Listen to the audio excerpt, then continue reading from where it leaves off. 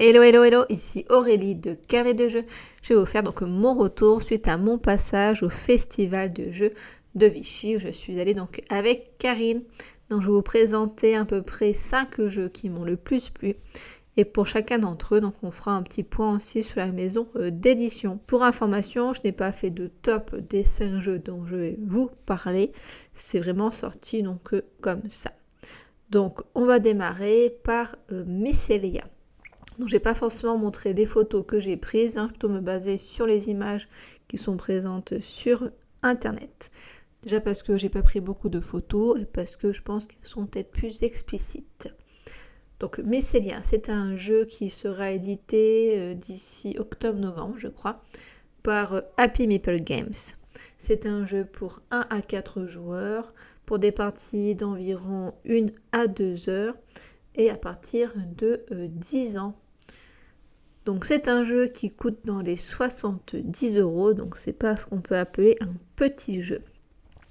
L'objectif de Mycelia, c'est de développer le plus grand réseau de champignons. Donc dit comme ça veut peut-être pas très rêver, et pourtant moi j'ai trouvé cette thématique intéressante.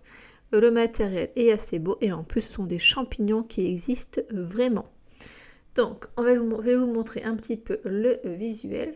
Donc là je pense qu'on est un peu sur des versions prototype, mais on est à peu près sur la même chose de ce que j'ai pu voir.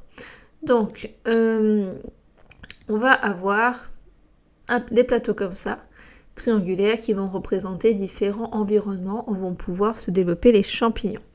On a le champignon mère, qui est donc symbolisé par le pion rond, et après donc on va avoir d'autres champignons qu'on va pouvoir positionner dessus, et surtout donc les petits carrés, ça correspond au sport. Donc le fait que notre champignon s'étende de zone à zone. Donc à chaque tour, on va pouvoir faire 2 actions parmi 6, dont se déplacer, étendre son réseau, récupérer, acheter du coup un nouveau champignon selon les sports que l'on a étendus sur les différentes zones. On va aussi pouvoir décomposer un champignon. Donc ça que j'ai trouvé donc intéressant. Donc les sports, donc c'est les petits cubes là, en fait, pour acheter donc une carte comme les cartes qu'on voit là. Le visuel est un peu différent, mais bon, grosso modo c'est à peu près la même chose. On a les points de partie, les points de score qu'on a ici donc pour la fin de la partie. On a ici le coût, donc qui est nécessaire en termes de localisation par rapport à nos sports, où ils sont positionnés sur le plateau. Il va falloir du vert ou du orange pour celui-ci.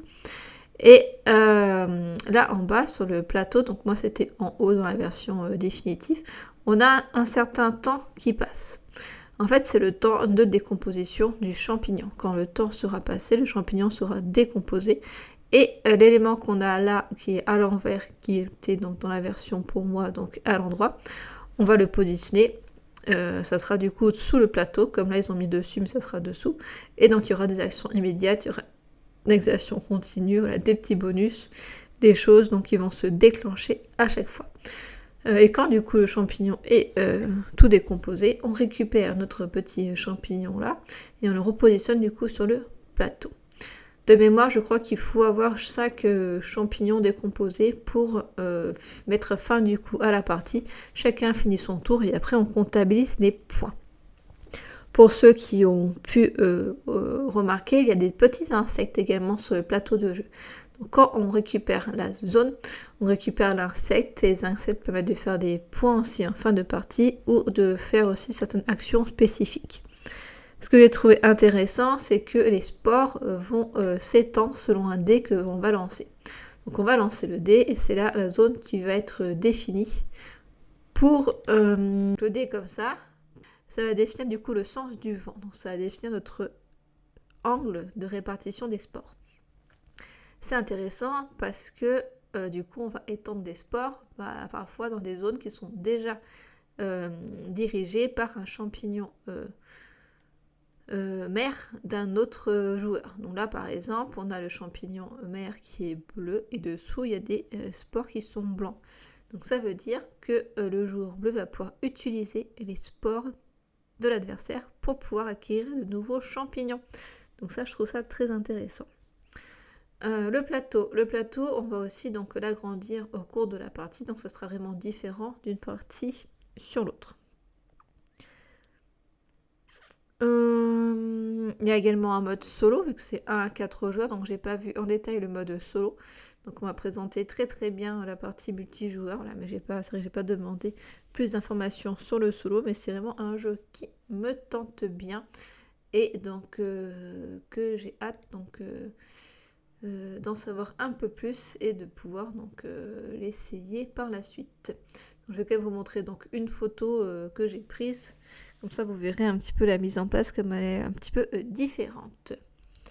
Donc maintenant on va aller se pencher un petit peu sur l'éditeur, donc qui est Happy Meeple Games, éditeur que j'avais déjà rencontré l'année dernière, qui m'avait remis gentiment le jeu Hens que je vous avais d'ailleurs présenté, et là qui m'a gentiment remis également un autre jeu qui s'appelle Kone, donc qui ressemble beaucoup à Hens, sauf que là ce ne sont pas des popos clonables mais des petits lapins qu'on va devoir parquer 3 par 3, mais des éléments en plus parce qu'on va avoir des ressources, on va pouvoir vendre également des lapins.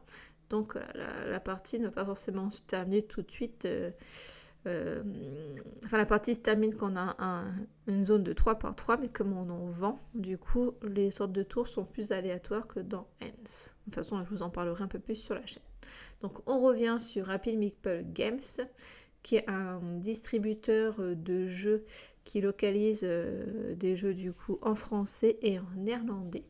On va aller voir sur le site. Donc, voici un petit peu les jeux qu'ils peuvent proposer. Donc, ils ne sont pas tous fait en français, dont Hens, Applejack, que j'avais bien apprécié, First in Fly qui est assez récent aussi, et du coup Mycelia.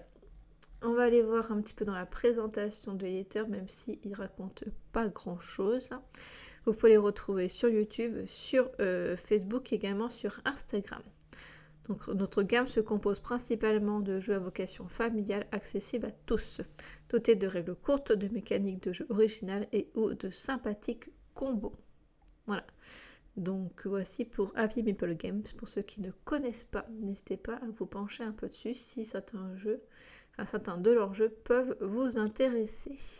Ensuite, on va passer sur notre jeu Moving Wind. Donc c'est un jeu qui est distribué par Pixie et qui est un jeu de chez Wank Games, je ne suis pas sûre de bien prononcer. Donc on est basé sur le draft, on est sur la mécanique de draft, c'est un petit peu une initiation au jeu de draft. En tout cas c'est comme ça qu'on nous l'a présenté, c'est Pixie qui nous l'a présenté. L'objectif, ça va être donc chaque tour de jeu, donc on va drafter des cartes et il va falloir bien choisir. Il va falloir associer du coup des animaux, mais il va y avoir certaines zones pour pouvoir les positionner, parce que par exemple un crocodile il lui faut de l'eau, donc il lui faut un terrain avec de l'eau. Parfois malheureusement certains animaux vont se manger les uns par rapport aux autres, donc on va perdre du coup des points. Voilà, donc j'ai pas joué à ce jeu, on m'a juste fait une présentation un peu rapide, mais franchement j'ai trouvé ça bien sympa, c'est accessible à tous, permet d'initier un petit peu la mécanique de draft. Alors je pense pas qu'il y ait de mode solo sur celui-ci, comme c'est un jeu de draft, ah bah si, 1 à 6 joueurs, pour des parties d'environ 15 à 30 minutes et à partir de 8 ans. Donc comme tout à l'heure, on va faire un petit tour sur le site de l'éditeur. Donc éditeur que je n'ai pas rencontré, vu que c'est Pixie Game qui me l'a présenté. Donc voici les jeux qu'ils ont. On m'a aussi présenté Draw Polter qui est pas mal, qui est un jeu d'adresse où on va prendre du coup différents éléments dans notre main. On peut regarder notre main, puis après on retourne notre main face cachée et il faut faire tomber que les bons éléments représentés par la carte. Quand on gagne une petite clochette là. Mais les clochettes ce sont des points de vie, mais ils sont aussi dans notre main. Donc on risque du coup d'en perdre. Donc voici donc les autres jeux qu'ils ont. J'ai déjà essayé Deep Sea Adventure, j'ai bien aimé. J'en ai essayé aussi d'autres. Lesquels Nine Tails Panic aussi. avec Karine. 3 Troïka, 3K, je sais pas comment ça se prononce, que j'ai fait aussi avec Karine. Voilà, je pense qu'il y a sûrement d'autres aussi, hein, mais là, les visuels des boîtes ne me disent pas. Ok. Donc voici pour Moving Weed, que j'ai trouvé bien sympa. Donc poursuivons. Maintenant, donc le troisième jeu que je vous présente, c'est Torgal, un jeu édité par Pixie Games. Donc 1 à 4 joueurs à des parties d'environ 90 à du coup 2 heures à partir de 14 ans. Une note quand même assez difficile hein, en termes de complexité, 3,11 sur 5 d'après BGG. Donc Torgal, il y a 7 scénarios en tout, des scénarios qui sont indépendants les uns par rapport aux autres, donc il n'y a pas de campagne, c'est du coopératif. On peut décider de jouer ensemble, de se séparer du coup sur la carte. Pas mal donc de narratifs et chaque personnage va acquérir du coup de l'expérience et améliorer du coup ses capacités. Donc ça que je trouvais donc assez sympathique. Le matériel aussi je trouve assez beau. Les dés si j'en vois, les dés sont assez atypiques, hein, ils n'ont pas tous le même visuel. Est-ce qu'il y a des dés quelque part ?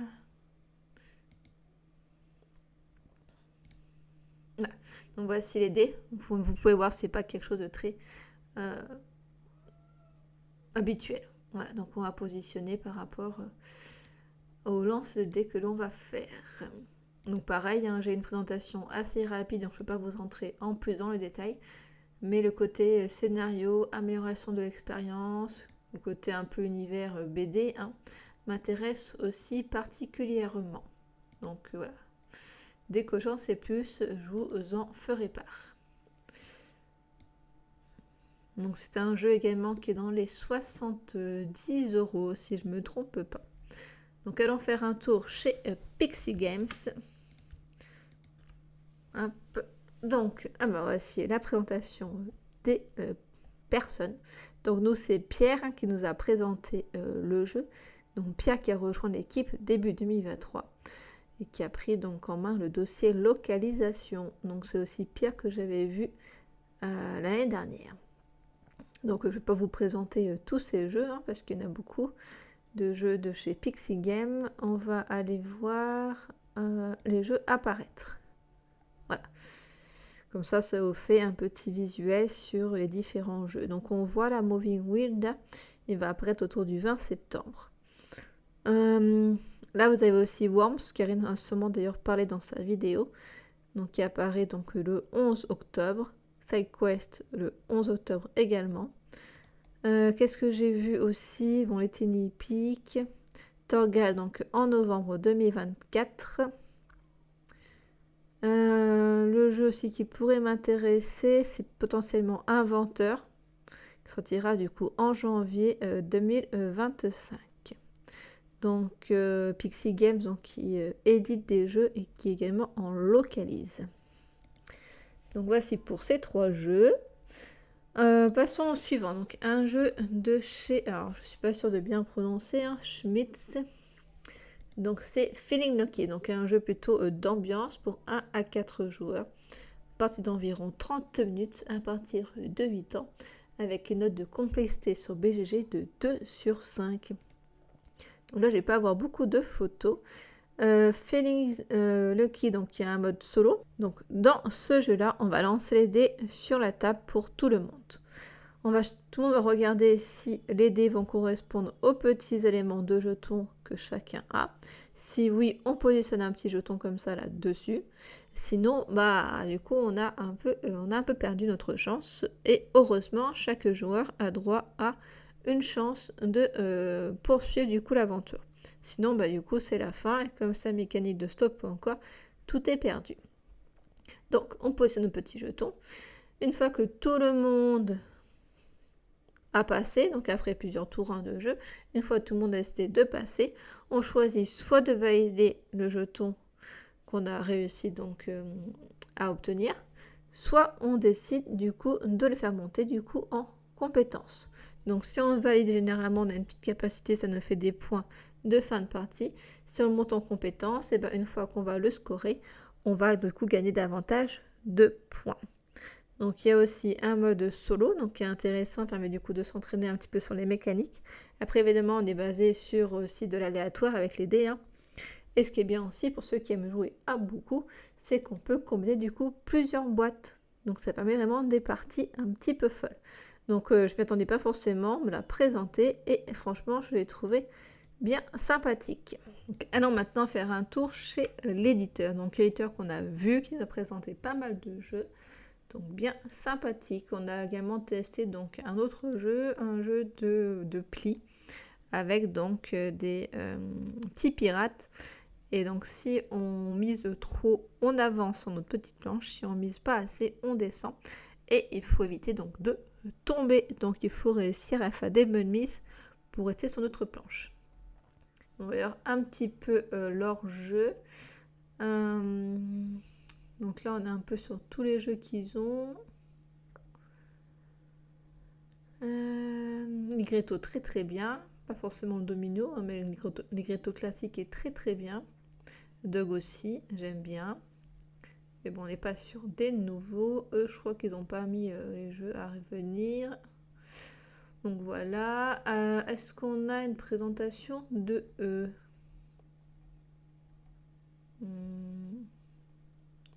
Notre entreprise.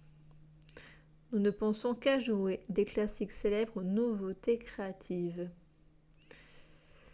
Donc Schmitt, qui porte le nom de Schmitt Spell, renferme à coup sûr une chose, le plaisir de jouer pour jeunes et moins jeunes, petits et grands, c'est vrai. Donc dernier jeu, distribué par Asmodée, Survivre The Island, qui nous a été présenté par l'éditeur donc Zygomatic, qu'on a d'ailleurs fait une partie complète avec Karine, on a bien aimé.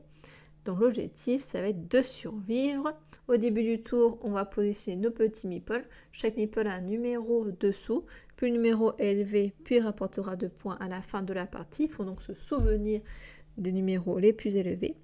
Au début du tour, on peut se déplacer jusqu'à 3 déplacements. Un déplacement dans l'eau, ça fait que... Enfin, se déplacer dans l'eau coûte déjà 2 déplacements. Il faut faire un effort important pour nager.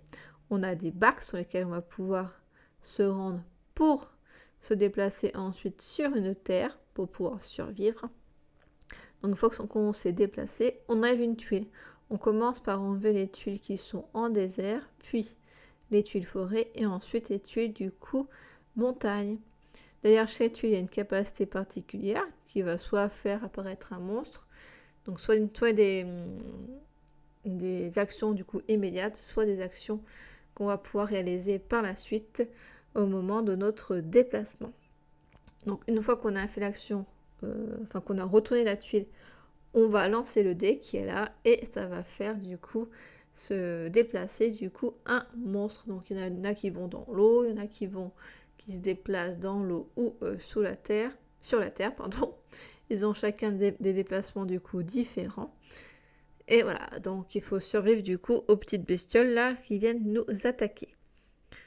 Quand 3 volcans sont retournés, donc les volcans sont sous les tuiles montagnes, quand il y en a 3 qui sont retournés, du coup c'est la fin de la partie. On comptabilise les points, et puis celui qui a plus de points a gagné. Donc une bonne partie avec Karine, on a fait jusqu'au bout. Donc c'était bien sympa, et il y a également du coup une extension qui est présente, qui rajoute du coup d'autres monstres. Donc pour 2 à 5 joueurs, pour des parties d'environ 30 à 45 minutes, à partir du coup de 8 ans. Donc voilà, donc allons voir un petit peu chez Zygomatic. Donc les personnes très sympathiques qui nous ont présenté le jeu. Donc Zygomatic qui est plutôt tourné sur des jeux quand même grand public, comme The Ball, Abalone, Timeline, Jungle Speed qui est assez connu. Est-ce qu'on peut voir les derniers jeux? Les jeux qui vont sortir, non, je n'ai pas l'impression. Donc je vous montre un petit peu les jeux qui sont déjà présents chez eux et on va aller voir l'équipe. Donc Zygomatic est un studio d'édition de jeux de société appartenant au groupe Asmodée. Ce studio a été créé en 2016 pour prendre soin et faire grandir des jeux à succès comme The Ball, Jungle Speed, à Ballon et bien d'autres, mais aussi pour développer de nouveaux jeux, pour s'amuser en famille et entre amis. La mission permet de jouer, de rejouer, de partager des moments, donc sont tournés autour du partage, du plaisir de jouer, de l'écologie, d'une pédagogie du coup ludique et une forme de confiance entre leurs différents partenaires. Donc voici pour Zygomatic. Donc j'ai dit qu'il y avait donc un petit supplément. Ça va être donc c'est le travail entre Asmodée et Lego pour sortir des jeux de société où il va falloir du coup utiliser des Lego en fait pour construire, pour déplacer des éléments de jeu. Et donc ça fait vraiment un rendu très sympathique. Donc là, comme vous pouvez voir, chaque joueur va devoir construire le château, la construction qui va se réaliser. Il va y avoir quelques personnages adverses comme le singe qui va nous empêcher de construire à un moment donné, la petite grenouille, le petit papillon aussi, qui sont des éléments du coup de jeu. Donc j'ai trouvé ça vraiment très sympathique.